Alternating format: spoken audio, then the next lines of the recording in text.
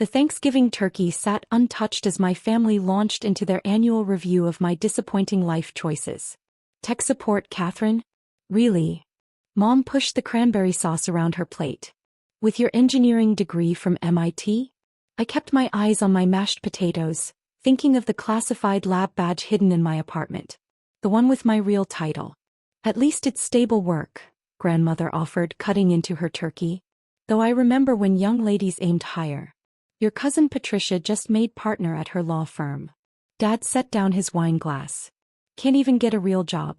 All that potential wasted on answering phone calls about frozen computers. If they only knew about the meetings I'd been having with NASA, about the launch scheduled for today, about why I really couldn't take vacation days around the holidays. The benefits are good, I said quietly, checking my watch. T-minus 30 minutes. My brother Thomas, fresh from his Wall Street job, snorted. Benefits? Kat, you live in a tiny apartment and drive a 10-year-old Civic. Meanwhile, Patricia has a corner office and a Mercedes, I finished. Yes, I know. The TV hummed softly in the background, playing the parade. Soon it would switch to breaking news. I just want to understand, Mom sighed. You graduated top of your class. You had offers from every major tech company. Instead you took this help desk position. I checked my phone under the table. A message from Mission Control. Final systems check complete. Launch sequence initiating. Maybe we pushed too hard, grandmother mused, reaching for her wine. Not everyone can handle pressure. The TV program suddenly cut to breaking news. My heart raced, right on schedule. We interrupt this broadcast for a historic announcement, the anchor declared. The revolutionary new space station designed by Katherine Winters launches today, marking a new era in space exploration. Grandmother's turkey knife clattered against her plate. The station, featuring groundbreaking artificial gravity technology, represents the largest private-public partnership in aerospace history, the anchor continued. The camera panned across my station's schematics, designs I'd worked on for 5 years while my family thought I was resetting passwords. Katherine. Dad's voice cracked. What is this? I took a slow sip of water. Remember all those boring tech support calls? They were actually classified communications with astronauts testing my prototypes. The TV showed more footage. My lab, my team, my revolutionary designs. Mom's hands shook as she reached for the remote. But, you said. I said I worked in tech support. I just didn't mention it was for experimental space stations. Chief Engineering Officer Winters has revolutionized space habitation, the anchor continued. Her artificial gravity design has solved the decades-old problem of long-term space exposure. The broadcast switched to footage of my lab. Not the help desk they'd imagined, but a vast facility filled with advanced prototypes and aerospace technology. That's not a call center, Thomas whispered.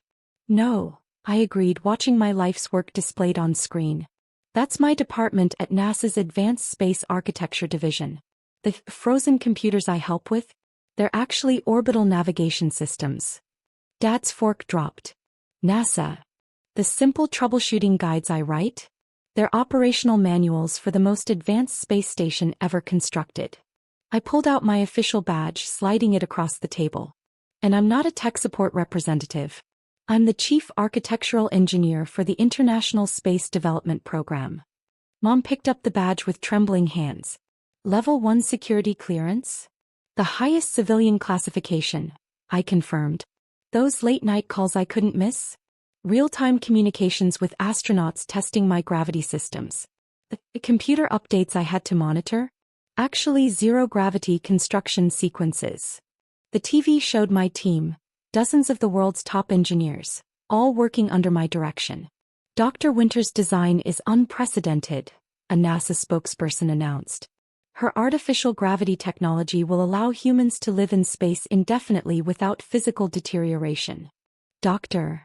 Grandmother choked on her wine. PhD in aerospace engineering and another in quantum physics, I nodded. All those night classes you thought were basic IT training?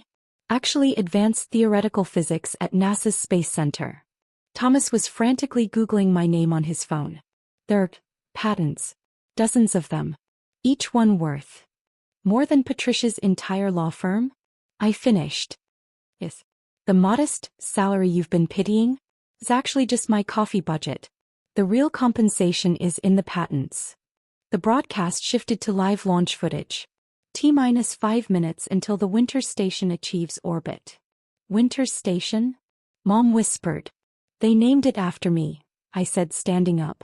And I should be at mission control for the launch, not explaining to my family why tech support wasn't actually a step down from MIT. I pulled out my phone, showing them my real apartment.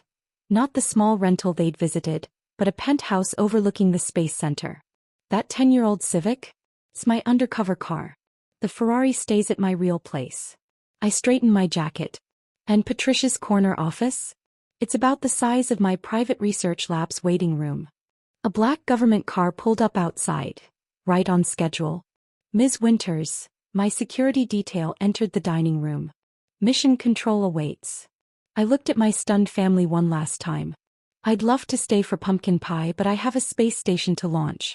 Though I suppose in your eyes, that's still not as impressive as Patricia's law practice.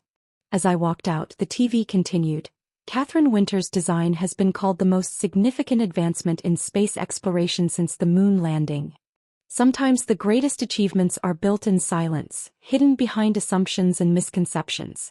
And sometimes the best way to prove everyone wrong is to let them believe they're right. Right up until the moment their whole world shifts into a different orbit. Oh, I paused at the door. And Mom? Those boring technical manuals on my coffee table last Christmas? They're being published as textbooks for NASA's engineering program next year. The security detail closed the door behind me, leaving my family to digest their Thanksgiving turkey along with the realization that their underachieving daughter had just changed the course of human space exploration. The mission control room hummed with focused energy as I took my place at the command center. Dozens of screens displayed real-time data from my station, each one monitoring systems I'd designed over those wasted years. Dr. Winters, Flight Director Chin greeted me. Your family event ended early? Let's just say Thanksgiving dinner got interrupted by some breaking news, I replied, sliding into my station. Status report? All systems nominal.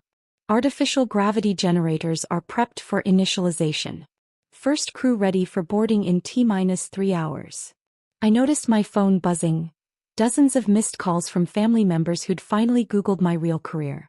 The latest Forbes cover calling me the woman who conquered gravity had probably been quite a shock. Dr. Winters, my assistant, approached with a tablet. The Nobel Committee sent their formal invitation for next month's ceremony.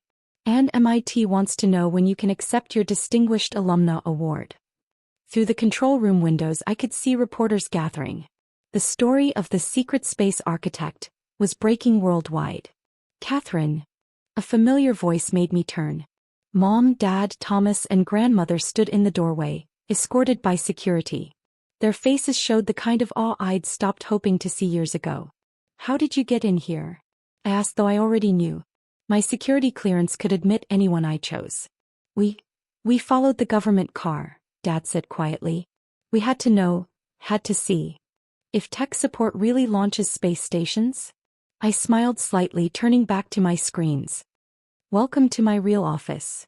The room's massive displays showed my station rotating gracefully against the stars, its revolutionary design about to change humanity's future in space. Status update from Houston, a technician called out. Gravity systems initiating. Artificial gravity field stabilizing, I announced, my fingers flying across the custom control panel I'd designed. Core rotation optimal. Beginning crew transfer sequence. The main screen showed astronauts floating through the docking chamber.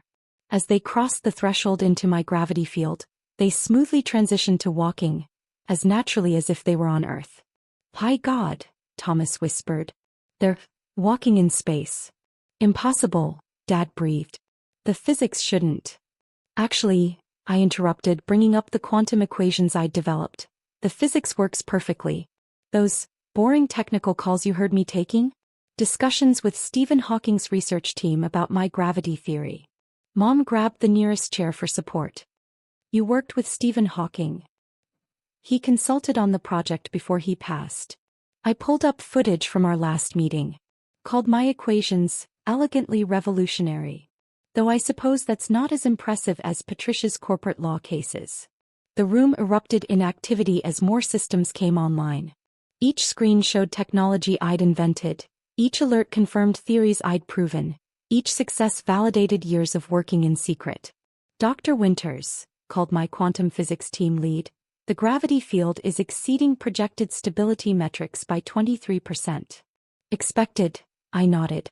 The enhancement algorithms I wrote last week, during that lazy Sunday brunch you all criticized me for missing, boosted efficiency beyond initial estimates. Grandmother sank into a chair.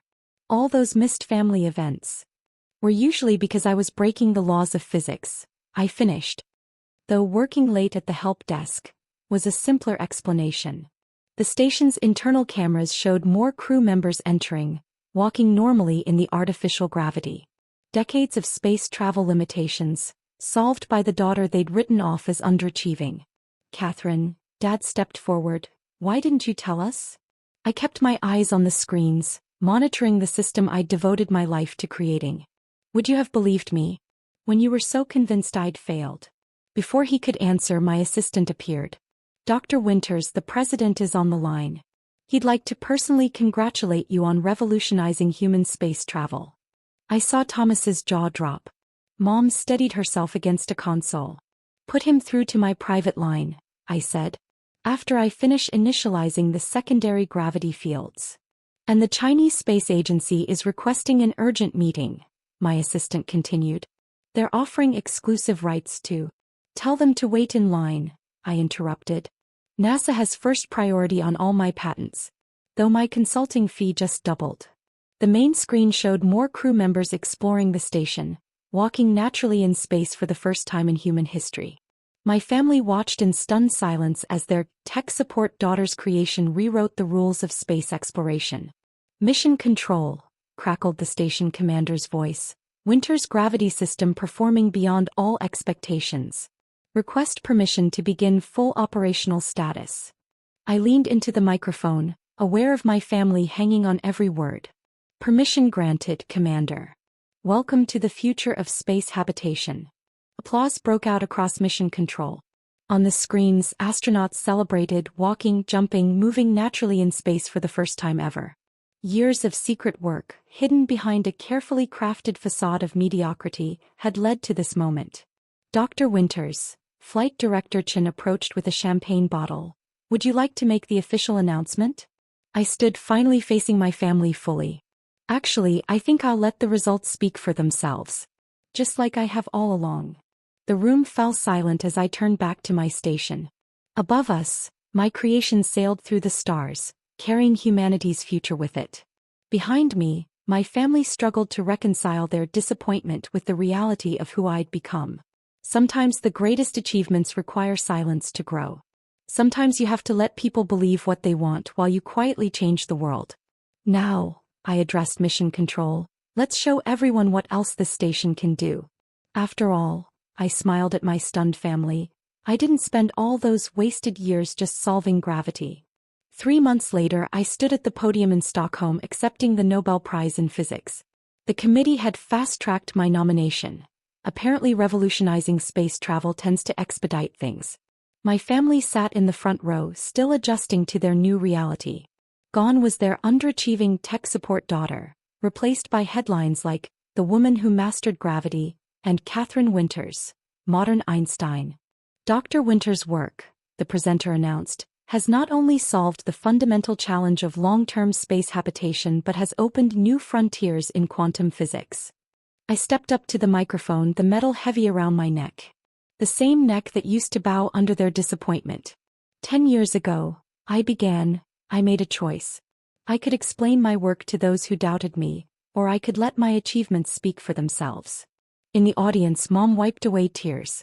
Dad stared at his program where my accomplishments filled 3 pages.